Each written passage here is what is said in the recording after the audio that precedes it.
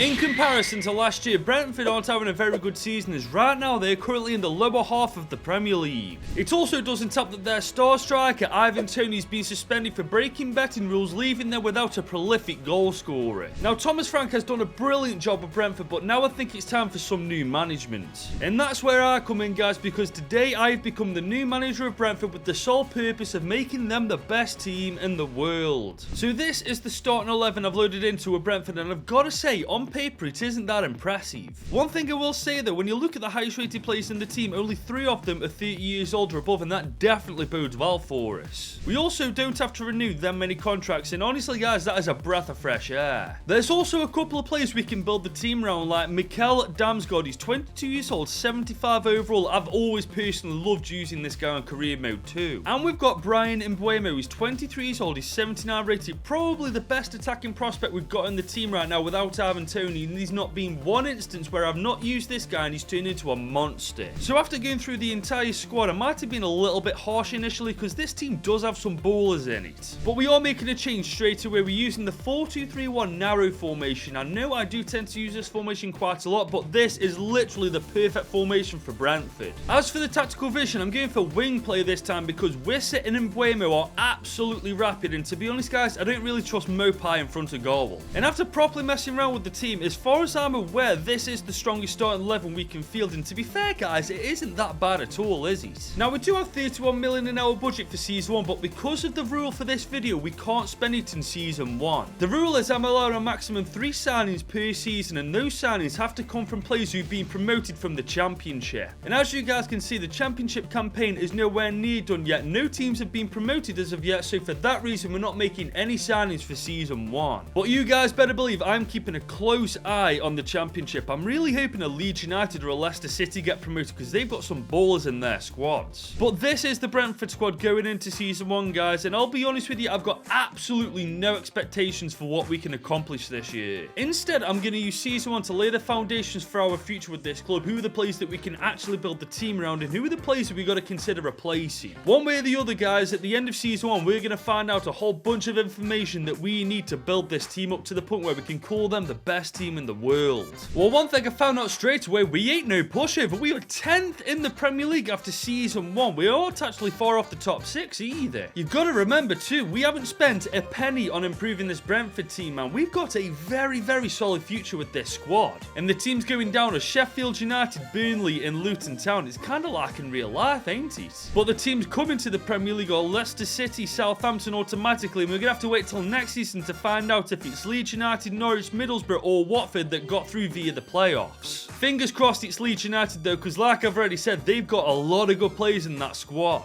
As for how we did in the FA Cup, we made it to round 5 actually, not bad at all, but Man City absolutely demolished us. And we got knocked out in round 2 of the Carabao Cup, so it's no better there really, is it? But looking at the starting 11, injuries aside of course, a couple of players have really stepped up to the plate. Miguel Damsgaard's improved quite a bit, so has Aaron Hickey, and so is Brian Mbeumo, but this one I'm really not surprised at all. I reckon these 3 players we can definitely try to build the team around. As for the stats guys, it's not looking impressive at all. Our top goal scorer Maupay and Wissa gained 15 goals between them. But you know what guys, considering we haven't made any signings in season 1 and we've still finished smack bang mid-table, that's a testament to how good this Brentford team actually is. And whilst this team has massively improved this year, we've got a long way to go before we can call Brentford the best team in the world. So it's now time for season 2 with Brentford, and this time we've got 62 million in our budget to spend, but the difference is for season 2 we can actually spend this money. Now when you look at the starting 11, there's obvious areas for improvement, but one part of the pitch I'm leaving alone is our back 4 and goalkeeper. We finished mid-table last year and I reckon they were a massive part of that. If possible, I want to bring in better attackers for our front 4, because if you guys remember, our joint top goal scorers were Neil Maupay and Wissa, and they both got 15 goals across all competitions, man. That's absolutely woeful. Now as for our defensive midfielder duo, I'm not overly fussed about improving it just yet. I'm more more concerned about the front four, but if I find a defensive midfielder better than either of these pair, I'll definitely go for them. Now remember, we've got 62 million to spend on 3 players, and whilst they've been promoted from the Championship, that doesn't mean they're going to be cheap. We're still going to have to be pretty tactical with this. And as you guys can see, the third team promoted was indeed Leeds United, so that means for Season 2, we can only buy from Leeds United, Southampton, and Leicester City. Now from Leicester City, there's only one player I could really go for, Wilfred Ndidi. He's 27 years old, 80 overall. He's by a mile better than the CDMs we currently got him for 18.5 million. He's officially our first signing as Brentford manager. And that leaves us with over 40 million to bring in 2 players from Leeds United and Southampton. And to be honest, guys, I don't think we've got any worries when it comes to budget now. As for Leeds United, guys, I'm spoiled for choice. I could go for Luis Sinisterra, I could go for Somerville, but ideally we need a striker, and they've got one that is absolutely perfect for the job. Of course, I'm talking about Jorginho Rutter. He's only 22, he's 76 overall, and you guys saw how good this guy can become when I did Leeds United not long ago. He is absolutely the man for the job. And for £12 million on the dot, we have potentially just signed ourselves our endgame striker for Brentford. And that only leaves Southampton left to buy a player from, and after looking through the team, there's only one player I want. Carlos Alcaraz is the player I'm talking about. He's only 21, he's 76 overall, got so much potential. I know that Damsgaard is currently our central attacker midfielder, but I do have a plan to make this all work. And there he is, guys, for 21 million on the dot. He is our final signing of Season 2, and that's our transfer window done. And now the starting 11 looks like this going into Season 2, and as you guys can see, Damsgaard is still in the team. What I've done is made sure that the formation I'm rocking with has got 2 central attacker midfielders and 1 winger. But I really do like the look of this team so far. It's a slow burner. We've got a lot of potential in this starting 11. We've just got to wait for them to become better players. Now last year we did finish smack bang mid-table with, honestly guys, a much weaker side than this, so theoretically speaking we should creep up the table at least 1 or 2 positions. And that's exactly what we've done. We've finished inside the top 6 this year. Not only have we creeped up a couple of places in the table, we've got European football for Season 3. And when you look a bit closer at the table, we're only a couple of points outside the top 4, man. I'm telling you now, guys, this Brentford team is on the up. But I'll tell you who isn't on the up. Southampton, Leicester City and Wolves are heading straight to the Championship. As for the promoted teams, Burnley and Norwich go up automatically, whereas Borough, West Brom, Blackburn Rovers and Luton Town have to be decided via the playoffs. And to be fair, guys, in the FA Cup, Burnley actually knocked us out in round 4, so a promoted side has just beaten us, so that isn't looking good for us straight away. But we did make the quarters of the Carabao Cup, only losing 2-1 to Chelsea. Why are we all of a sudden doing better in the Carabao Cup than we are the FA Cup? Normally it's the other way around. But I'm buzzing with this team, man. Not only is everybody in the starting 11 80 rated or above now, they have got us European football for next year. I could not be happier. And this time, Bryan Mbeumo is our top goal scorer. 26 goals, 7 assists in 43 games. But what did I tell you guys? This guy is always an absolute beast for me. But as good as this Brentford team is now, we have got European football next year, meaning the 3 signings we make for Season 3 have got to be very goddamn good ones. So it's now time for Season 3 with Brentford, and as you guys can see, West Brom won the playoffs. They were the 3rd team promoted, meaning for Season 3 we can buy players from Burnley, Norwich and West Brom. And we do have a very decent budget, to be fair. 62 million to spend for our 3rd year in charge of Brentford. And in fairness, guys, when you look at the starting 11, there's only 3 positions I really want to focus on. I'd like a better defensive midfielder than Janelt. I mean, he's 80 rated, he's a decent player, but we've got European football now. I'd really like to bolster our midfield a bit more. And I'd like a better centre-back than Pinnock and a better full-back than Henry. Now, as for Pinnock, he's 32 years old now. He's 80 rated, granted, but that rating won't last like that for much longer. As for Henry, he's 80 overall, just like Pinnock, but I think his potential's stagnated now. I think the highest he can go to is 80 rated, and I think we need somebody better. And as you guys can see, financially, we've got no issues whatsoever. It's just a case of where in Norwich, Burnley and West Brom have got the players we need and the positions we need to improve. Now, unfortunately, with West Brom, we've got off to a bad start. No defenders are actually better than the ones we've got right now. But they do have Daryl Dike. He's 75 overall. He's 25 years old. We need a second choice striker in case anything happens to Rutter, and for only 7 million on the dot, we have just signed him up on a 4-year deal. And that still leaves us with over 50 million in our budget to spend on 2 more players, but if the remaining players to choose from are anything like West Brom's, I'm not looking forward to this. But Norwich do have Brazilian midfielder Gabriel Sori. He's only 26, he's 79 overall. He won't make the starting 11, but he'll be a decent second choice option on the subs bench. And for 18 million on the dot, just like that, the deal was done. But Burnley have definitely got the best player out of the 3 teams. Eric Sanchez, he's 25, 81 overall. He'll definitely go straight into that starting 11, and he's the improvement in that midfield I was was after. And for 26.8 million on the dot, he is now playing for Brentford, and that is our final signing of Season 3. And that leaves the starting 11 looking like this going into Season 3, and as you can see, there's already been some improvements. I've only skipped 2 or 3 weeks into the calendar year, man, and this has already happened. I feel like we're in for a great year. Now, obviously, I'm disappointed I couldn't find a better centre-back or full-back, but there's always next year. I mean, we sorted the midfield out for now, and that's all that really matters. And what also matters, last year we qualified for the Europa League. We're in Group H alongside Frankfurt, that Belgian side, and Apoel FC. And you know what, considering this is our first time in Europe, I'm not too fussed how we actually do. I'm more concerned about getting a top 6 finish once again in the Premier League. And to be fair, guys, with the improvement we've made in the midfield and with the potential we still got in the entire team that's still waiting to be fulfilled, I reckon we can once again get it. But this time I was very wrong, guys. We were 8th in the league at the end of Season 3. We weren't actually far off the top 6, like 4 points in the end, but we're still not anywhere near it, really, are we? That is disappointing though, because I genuinely thought I'd done enough to make sure that we could get it again, but you know what, there's always Season 4 for that. But this time, Fulham, West Brom and Norwich actually go down. West Brom and Norwich didn't last very long at the Prem, did they? But coming back up automatically is Wolves and Leicester City, and Blackburn Rovers, Middlesbrough, Luton Town and Southampton are fighting for that 3rd promotion spot in the playoffs. As for the FA Cup, we made the semis this time, only getting knocked out by Manchester City. We've done phenomenally well domestically so far. But Fleetwood Town knocked us out of the Carabao Cup in round 3. I mean, honestly, how does that work? As for the Europa League, we did finish 2nd in Group H. Frankfurt go automatically to the round of 16 whilst we go to the preliminary round.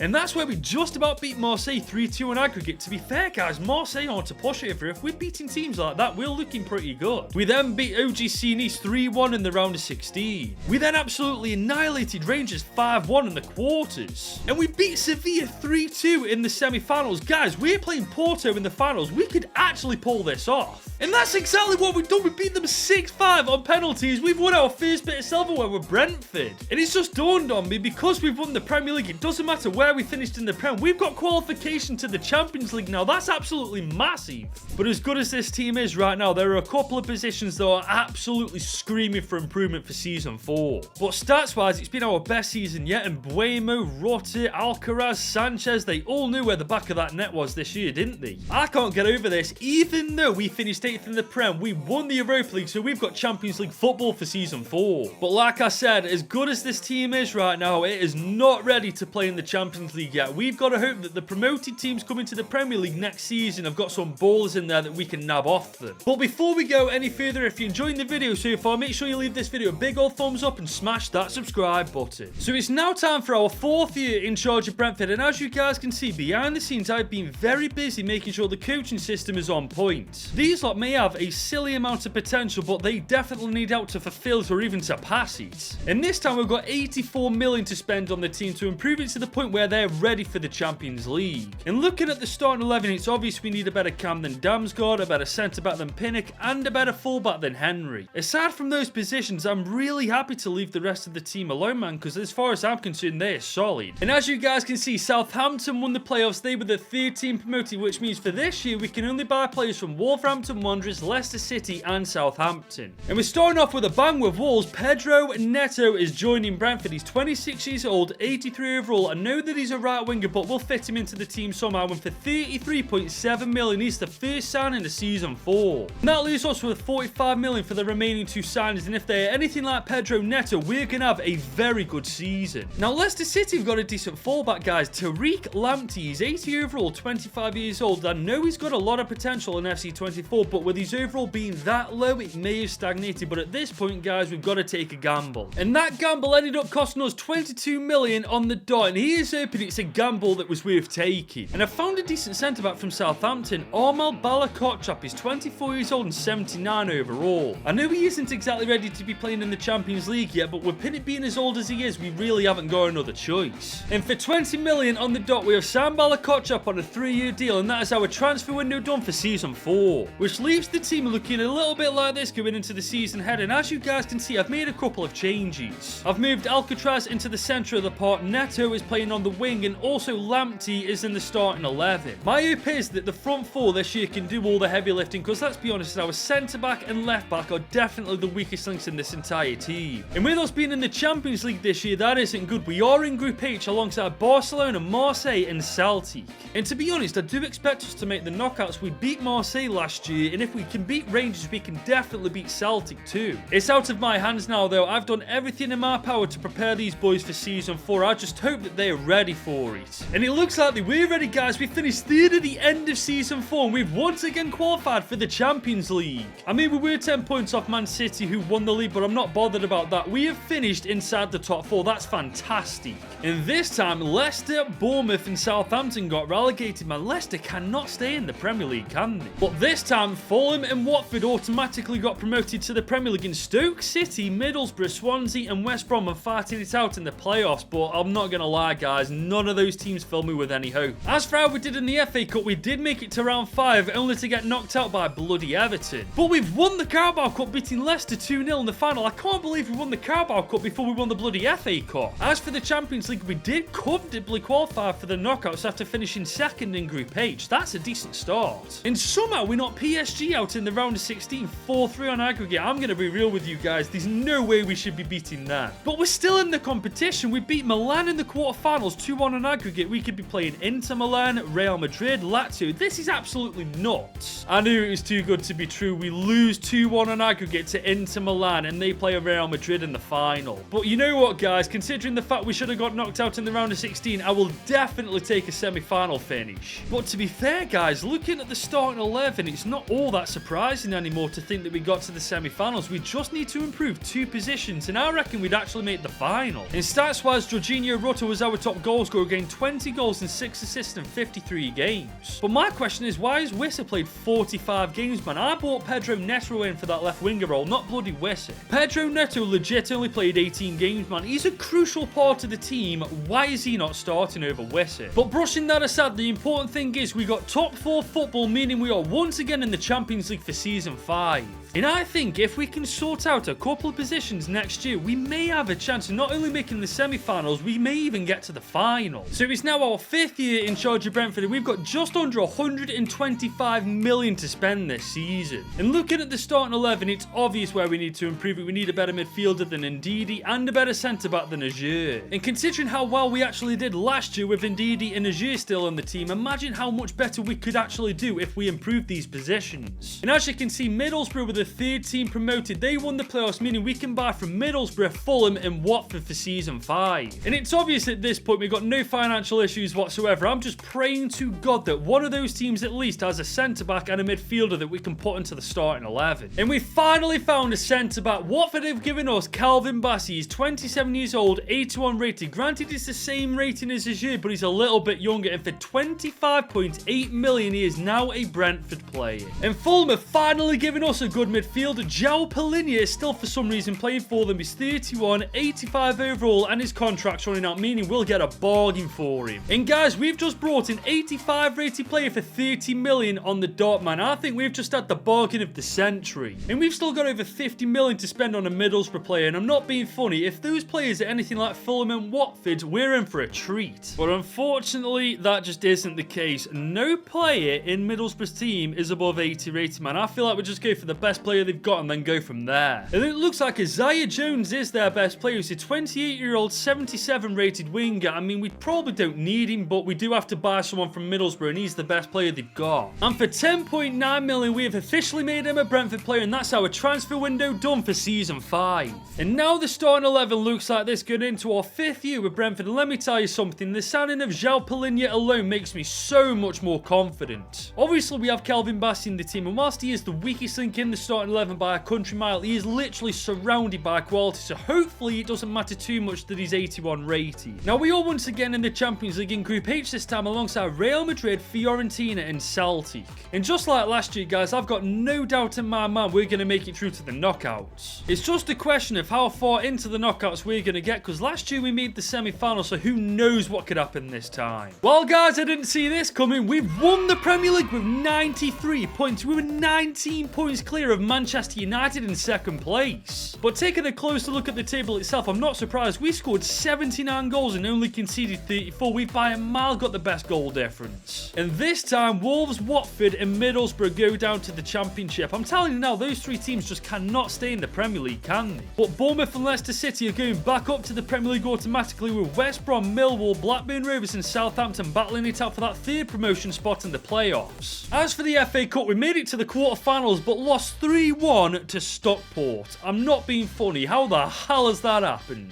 And we only made it to round 3 of the Carabao Cup before Man City knocked us out. You know what, fair play. As for the Champions League, we do pretty comfortably finish second in Group H, making our way to the knockouts. And that's where we get our revenge, absolutely smashing Inter Milan 5-1 in the round of 16. And we just about make it past Barcelona 3-2 in the quarters. We could be playing Dortmund, Manchester City or Napoli in the semis. And we play Man City and get our revenge on them, beating them 3-2 on aggregate, making our way to the Champions League final. And we are once again playing Dortmund in the final. I swear to God, we play these guys once every 2 videos at this point. But looking at the stats, guys, I'm really not surprised. My biggest concern is Wissa being our best player, getting 27 goals and 11 assists in 55 games. How the hell does that happen when he's a subs bench player? But this is the starting 11 going into the final. We've got no suspensions, no injuries. It is officially our strongest starting 11. And the best thing is, almost half of this team are original Brentford players. Henry's there, Raya, Collins, Hickey, and of course, Mbeumo. And up to this point with Brentford, we've won some big trophies. We've won the Europa League, we've won the Carabao Cup, and most recently, the Premier League.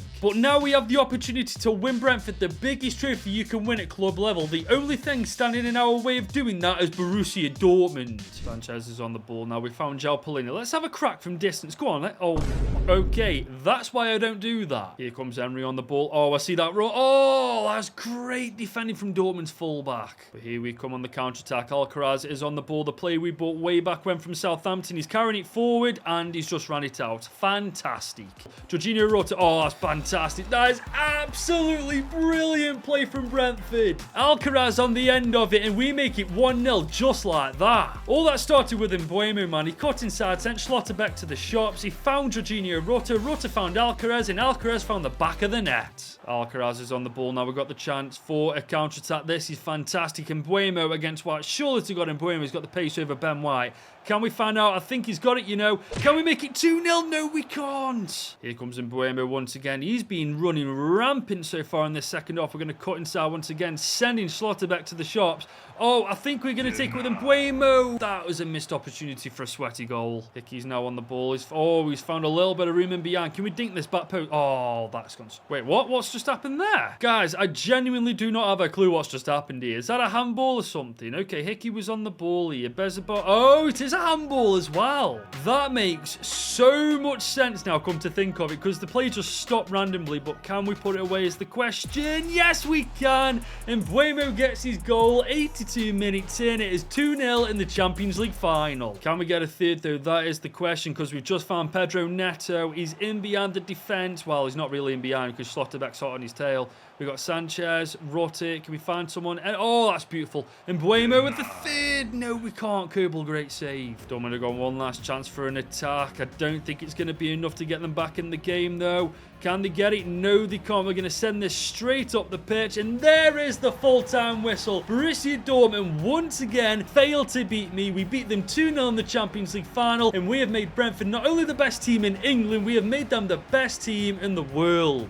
I'm not going to lie, though. I actually found this harder doing this with promoted teams than I did relegated teams. I thought this would have been way easier. It turns out it was a lot more tricky. But that is the end of this video. If you want to see another video like this, you should click right here.